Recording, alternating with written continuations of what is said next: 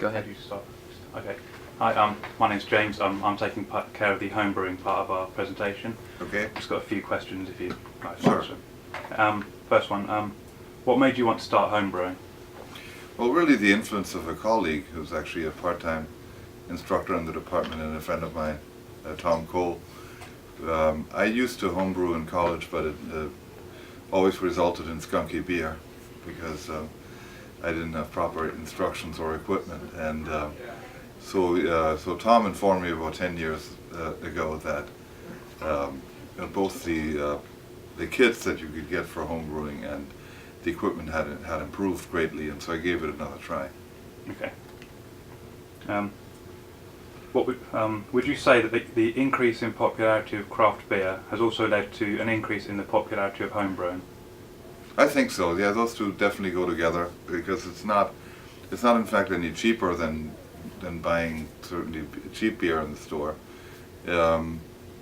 So you homebrew, it's about $1 a bottle, give or take. It can be 80 cents, it can be $1.40 depending on what style of beer you brew. But clearly, people with distinguishing palates have gotten more interested in home brewing also. It's also a little bit of a gendered issue in that I actually know a lot of men and women who like craft beer, but I only know men who homebrew. It's very interesting. I don't personally know a woman who homebrews. It's not on there, but just another one. What type of styles do you usually like to brew?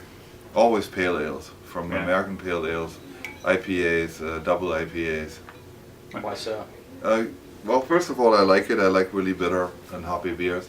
Secondly, it's a lot of work, and I get more bang for the buck if I make stronger beers. I don't have to drink quite as many of them.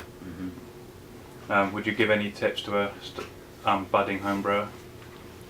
I would definitely stick with, go from the simple to the complex. Okay. So definitely make a pale ale or a brown ale first, or even a wheat beer, something that is easy to brew. Mm-hmm. And then after that you can go on to more complex brews. More complex brews are the high gravity ones because a lot of things can go wrong with the yeast not being right. I would also begin with dry yeast before using liquid yeast because that's a little easier to handle.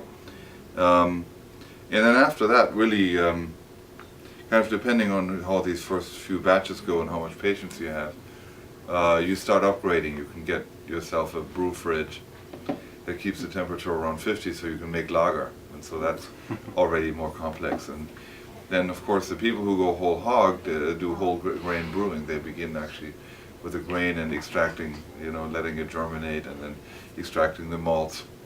And obviously somewhere along the way before you do any of that you use liquid yeast. So I think it's almost a limitless enterprise, but I would definitely begin with the simpler recipes. Has the community been helpful and supportive of the craft beer scene? What oppositions have you come across, if any? No, there's no opposition.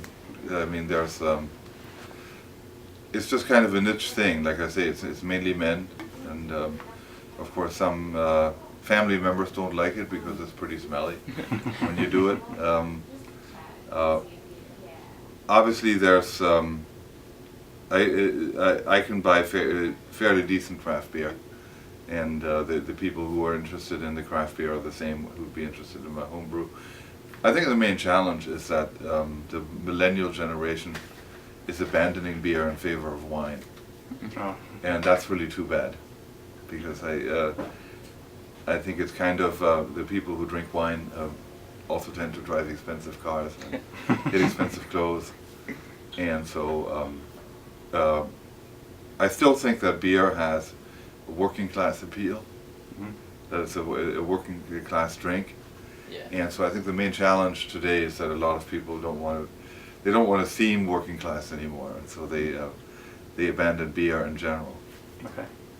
Got the other one as well? Or?